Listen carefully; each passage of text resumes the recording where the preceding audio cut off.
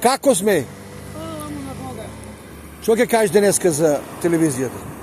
Можем много да кажем. Јас сум Мики Лик Рајчевски, исклучителен интелектуалец со екстремни интелектуални потенцијали.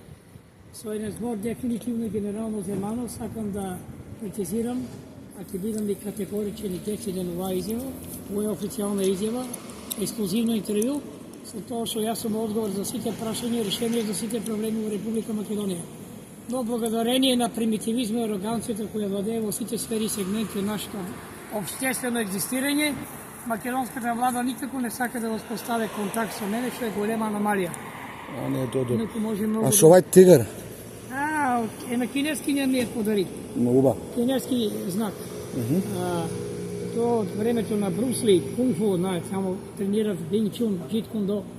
И обожавам ги овие работи на некој начин, да ти представува символизира Едно време, бенгалски тигар, сибирски тигар има. едно време ти имаме видено со дечиња како шеташ. Чуваш ли и тие деца? Уште ги чувам, 7 години сум со нив. 6 ги има моми мали. И Презема одговорност и фала му на Бога. добро ли ги чуваш? Помага ли ти некој? Примерно, не ми помага, ретко ми помага било која, но од време на време се појави некоја благородна душа.